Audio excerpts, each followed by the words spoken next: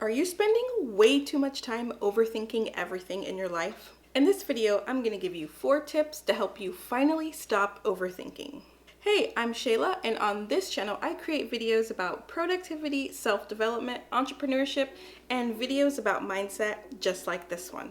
And today, I'm going to give you 4 tips to help you stop overthinking and start propelling your life forward. Let's jump in. Before I get into the tips, I want to talk about why overthinking can be so detrimental to us. On paper, it seems like doing our research, doing our due diligence, considering our options, those are all good things. But they are only good things when we take all that information that we've learned and actually make a decision and then take action. If all we're doing is thinking and rethinking and replanning, at the end of all that effort, we're just in the same place where we started. No progress has been made. No goals have been reached. So this is why overthinking is so bad for us, because it feels like we're being productive and we're taking action, but in reality, we're not. We need to curb that overthinking and start taking action, and hopefully these tips will help you do that.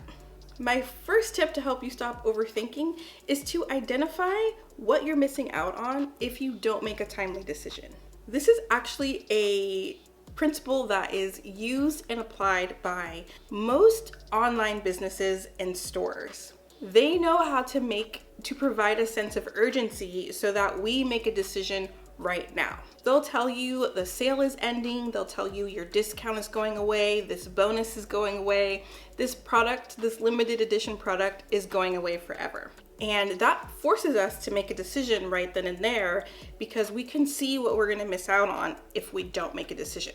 If we can apply this principle to our lives, it could help us make decisions so much faster. If we can identify what opportunities we're going to miss out on if we don't make a decision today, this week, this month, then it will push us to take the research that we have done and make a decision on it. If we know that we'll no longer be able to take that class or go on that trip or be a part of this group, then it's going to force us to make a decision. One thing to consider is that sometimes it's just time that you're missing out on.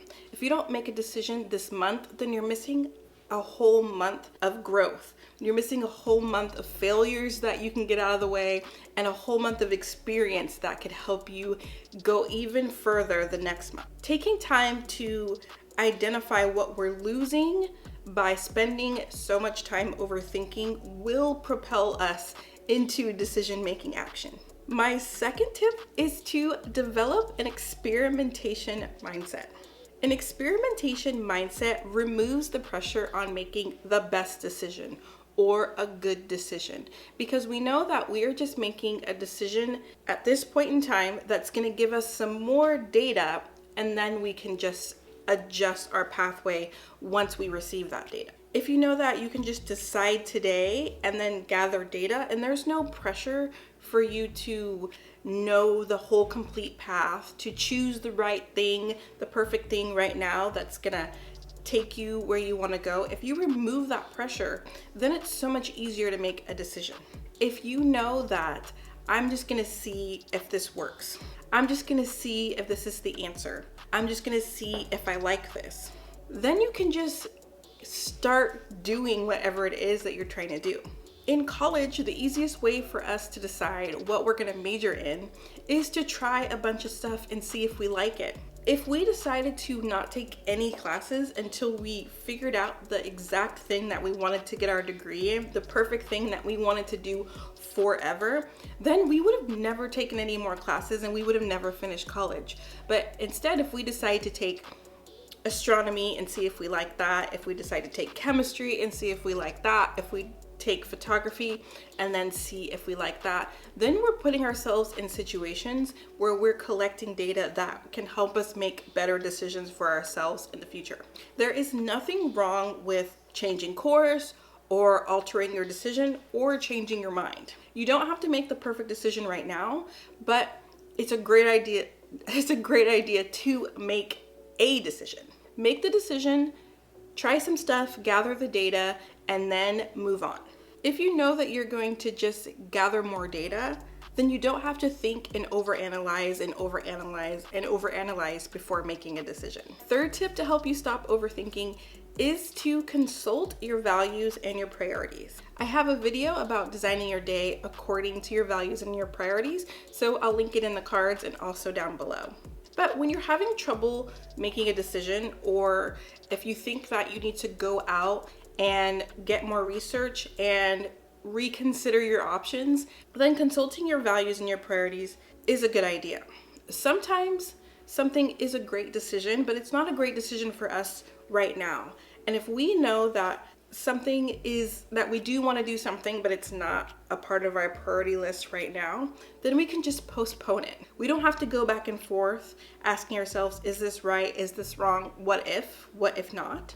We can just tell ourselves that it's not the right decision for us right now. If we have an idea or somebody asks us to join them on the project and it doesn't really fit in with our values, then we can know that it's not a good decision for us right now. It's not a good move for us right now. And then we don't have to do that back and forth, should I not dance? When we honor our values and we honor our priorities, we're actually honoring decisions that we've made in the past. We've already decided what's important to us and what's not important to us and what we want to focus on right now. So consulting your priorities and your values is a way to just weed out things that are immediate no's or are immediate not yets. Using your values and using your priorities is a good way to just make sure that you're staying on the right path and that you're actually taking actions that are going to help you get to where you want to go.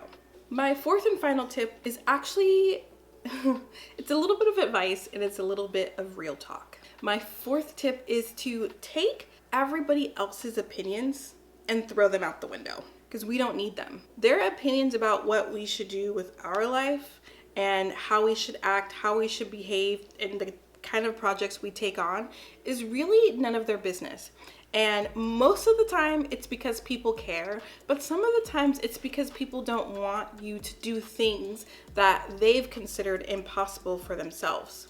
So if you decide that you're just gonna honor your own wisdom and honor what you decide for yourself, then we don't need all those other opinions clouding our judgment. Now the flip side of this, curate a list of 3 to 5 people whose opinions you do consider, who you know they have your best interests at heart and that they're going to keep it real with you. And only take opinions and advice from them because you know that they're actually helping you and that they're not making the best decision that fits their own worldview. I want you to make decisions for you because you know what's best for you, you know what you want, you know what your values are, you know what your priorities are, and we don't need all that outside input making it harder for us to make a decision. Because instead of considering what's going on in front of us, then we're considering what so-and-so said. She said I can't. He said I can. He said you don't want to do this and you don't want to do that. We don't need all those extra decision points, all those extra considerations, because we already know, like I said, what is best for us. This also means that you don't need to farm out your decisions. Don't put it out on Facebook. Should I do this or should I do this? Don't ask, if you were in this situation, what would you do? Or if you were to sell this, what would you price it? Or what would you pay for it? We don't need that kind of research. We don't need that kind of input. Take ownership of your decisions. Take ownership of your internal wisdom and just, we don't need any haters clouding our judgment. Before I close out, I just want to pop in a little bit of advice for all of my fellow entrepreneurs. It is so easy for us to overthink because most of us are in uncharted territories. We're always pushing to do more, create more impact, create more revenue. And it's easy to overthink is this right or is this wrong when we haven't been through it yet. But like I said before, you are in control. I want you to honor your internal wisdom. I want you to choose whose advice you're going to take for your business. And I want you to put a limit on how much extra information you're going to take in before you make decisions. You know what's best for you. You know what's best for your clients, and you know what's best for the life that you're trying to create. This is all about taking ownership, and making decisions propels us. Yes, we're gonna fail. All those failures are just more data to help us make better decisions in the future. So don't spend any more time overthinking, because that's actually time you could be spending creating more money in your business. I just wanted to pop that little tidbit in there for my fellow entrepreneurs, because overthinking is real. So there you have it. Those are my 4 tips. Let me just recap them for you. My first tip was to identify what you're missing out on by not making a timely decision. Number 2 was to identify an experimentation mindset. Just collect the data. Number 3 was to consult your values and your priorities when you're making a decision. And number 4 was stop listening to everyone and throw other people's opinions about what you should do out the window. If you like this video, please give it a thumbs up. And if you want to see more videos about mindset just like this one, hit the subscribe button. I would love to have you a part of my family. I would love it in the comments below if you would tell me what is one thing that you're going to stop overthinking about. I would love to hear about it. Until then, see you on the next one.